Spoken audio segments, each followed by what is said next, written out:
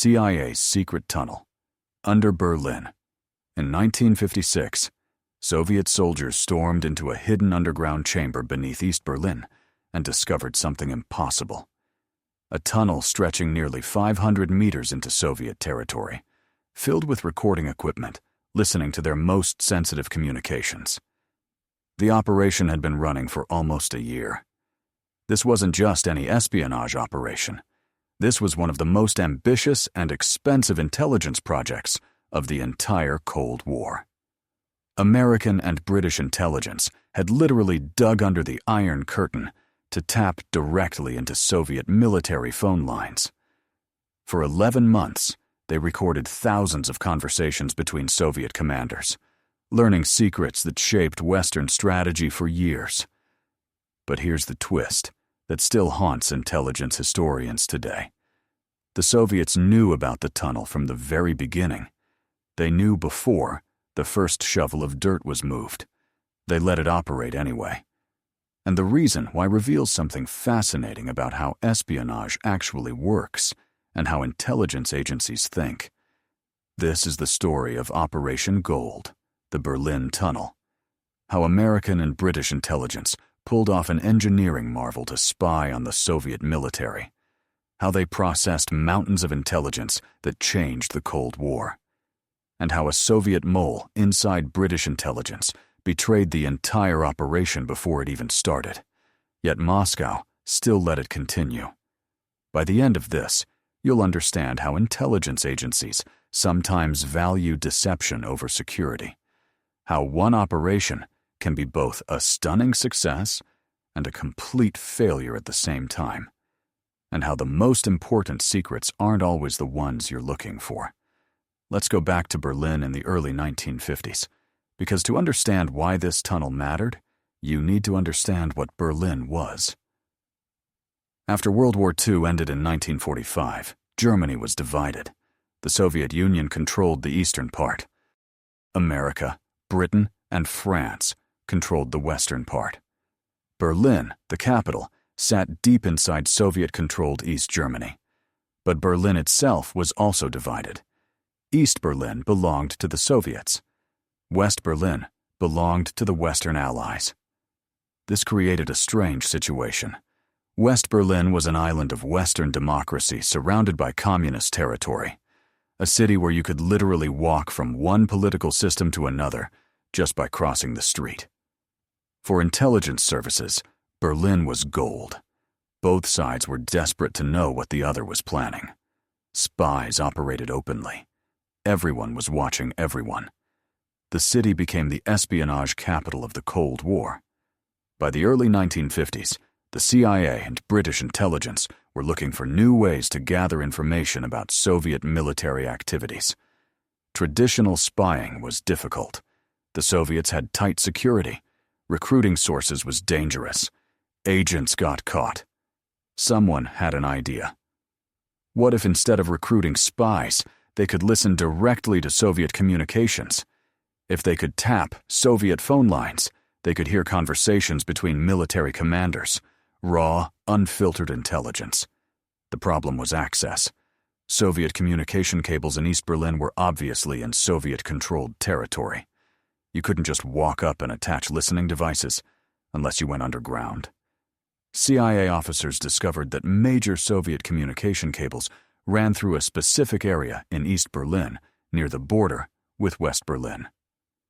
These cables carried phone conversations between Soviet military headquarters in Berlin and their command centers in Moscow and across Eastern Europe. If they could somehow access those cables, they could listen to everything.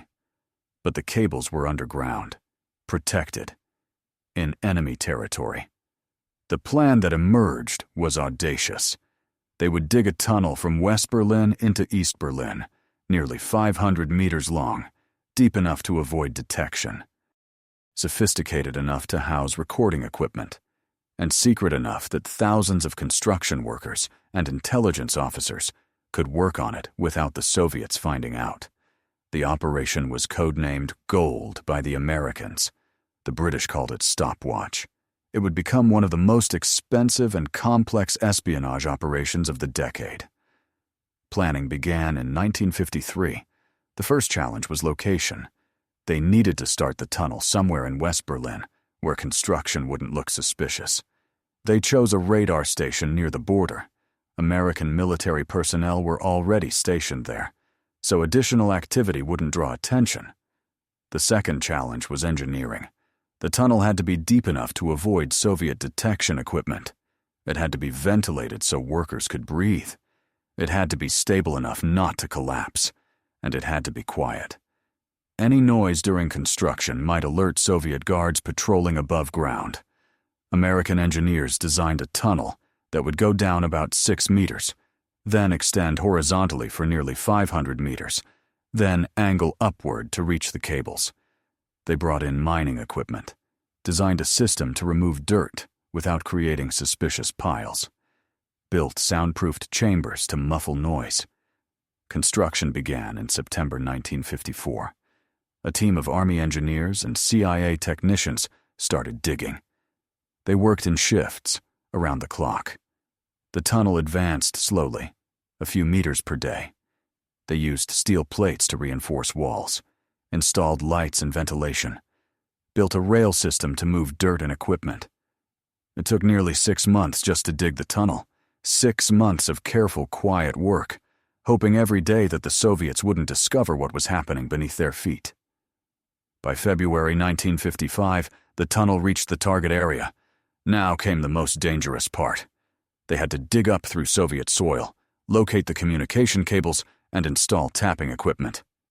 All without being detected. A small team of specialists did this work. They broke through the surface carefully, found the cables exactly where intelligence had predicted, installed taps that could record conversations without interrupting the signal.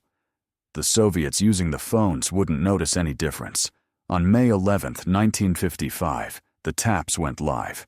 Conversations started flowing. Soviet officers talking to their commanders, discussions about troop movements, complaints about equipment, routine military chatter. And all of it was being recorded in a secret chamber beneath Berlin. The intelligence hall was massive. The tunnel tapped into 3 cables, carrying hundreds of phone circuits. That meant hundreds of simultaneous conversations could be recorded. 24 hours a day, 7 days a week. The recording equipment filled a large chamber at the end of the tunnel. Massive reels of magnetic tape captured everything. The tapes were changed regularly and sent back to CIA and British intelligence headquarters for analysis. Processing this much information required a small army of translators and analysts. Most of the conversations were in Russian.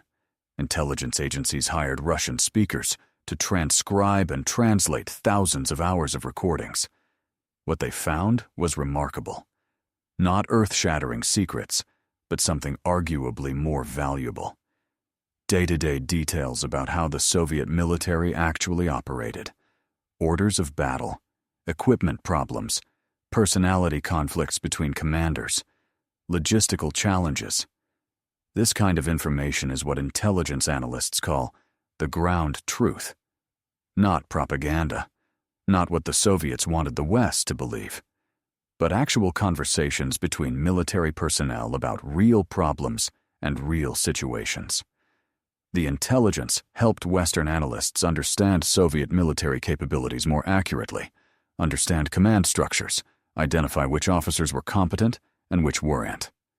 See how decisions were made. For 11 months, from May 1955 to April 1956, the tunnel operated. Hundreds of thousands of conversations were recorded. Analysts were drowning in intelligence. The operation was considered a massive success. Then, on April 24, 1956, everything ended. Soviet soldiers were doing routine maintenance on cables when they noticed something odd. An anomaly in the signal. They started investigating, dug down to inspect the cables, and found the taps. They followed the taps back, found the tunnel, called in security forces. Within hours, Soviet and East German troops had stormed the tunnel entrance from the East Berlin side. They were shocked by what they found. This wasn't a crude spy operation. It was an underground facility. Lights, ventilation, sophisticated recording equipment, a rail system. The Americans and British had built an entire listening post beneath Soviet territory. The Soviets immediately made it public. They invited journalists to tour the tunnel. They displayed it as evidence of American espionage. The propaganda value was enormous. Look what the imperialists are doing, violating our sovereignty, spying on us from underground. Western intelligence was devastated. The operation was exposed. The intelligence stream had ended. Months of work and millions of dollars had been lost. But what they didn't know at the time was even more disturbing. The Soviets had known about the tunnel from the very beginning. Let me explain how this happened, because it involves one of the most damaging spies in British intelligence history. Remember George Blake? He was a British intelligence officer working in Berlin during the early 1950s. He had been captured by North Korean forces during the Korean War and held as a prisoner for 3 years. During that time, he was converted to communism. When he returned to Britain, he was secretly working for Soviet intelligence. In 1953, Blake was assigned to Berlin. He worked in the same British intelligence section that was planning the tunnel operation. He attended planning meetings. He saw the maps. He knew the timeline. And he told the Soviets everything. Moscow knew about Operation Gold before the first shovel of dirt was moved. They knew the tunnel was being built. They knew where it would end. They knew it would tap their communication cables. And they did nothing to stop it. Why? Why would the Soviets let an espionage operation continue when they knew about it? The answer reveals something important about how intelligence agencies think. Moscow had a problem. If they immediately stopped the tunnel operation, the CIA and British intelligence would know they had a source inside British intelligence. They would launch an investigation. They might catch Blake. Blake was too valuable to lose. He had access to far more than just the tunnel operation. He was providing information about British intelligence operations across Europe. He was worth more than one tunnel. So Moscow made a decision. Let the tunnel operate. Feed the Americans and British real intelligence, but nothing too sensitive. Use the tunnel as a tool to understand what the West was interested in, what questions they were asking, what they already knew, and protect Blake at all costs. For 11 months, the Soviets played this game. They knew their conversations were being recorded, so they were careful about what they said over the tapped lines. They avoided truly sensitive discussions. They sometimes fed misleading information, but they also allowed real conversations to happen. Because if everything on the tapped lines was obvious disinformation, the CIA would realize something was wrong. The intelligence had to seem genuine. This is the bizarre logic of espionage. Sometimes it's more valuable to let your enemy spy on you than to stop them. Because by controlling what they see, you learn what they're looking for, and you protect your sources. The tunnel was finally discovered in April 1956, not because the Soviets decided to shut it down, but because a maintenance crew genuinely stumbled across it. The discovery was real. The Soviet commander's shock was real. The propaganda opportunity was too good to pass up, but the KGB already knew, and they were probably relieved that the tunnel could finally be shut down without compromising Blake. George Blake continued working for British intelligence until 1961, when he was finally exposed by a Polish defector. He was arrested, convicted, and sentenced to 42 years in prison. He escaped in 1966 and fled to Moscow, where he lived until his death in 2020 at age 98. His betrayal was catastrophic. He compromised hundreds of operations. Dozens of agents were arrested and executed because of information he provided. The tunnel was just one of many operations he betrayed.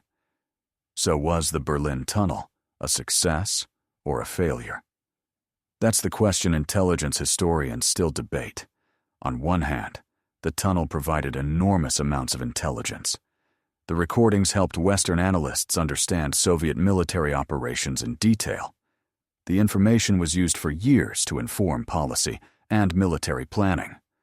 The tunnel also demonstrated American technical capability. It showed that the CIA could pull off complex engineering operations deep in enemy territory. That reputation mattered. On the other hand, the Soviets knew about it from the beginning. They could have shaped what conversations happened over the tapped lines. They could have fed disinformation. The intelligence was genuine, but possibly curated. And the exposure of the tunnel was a propaganda victory for the Soviets.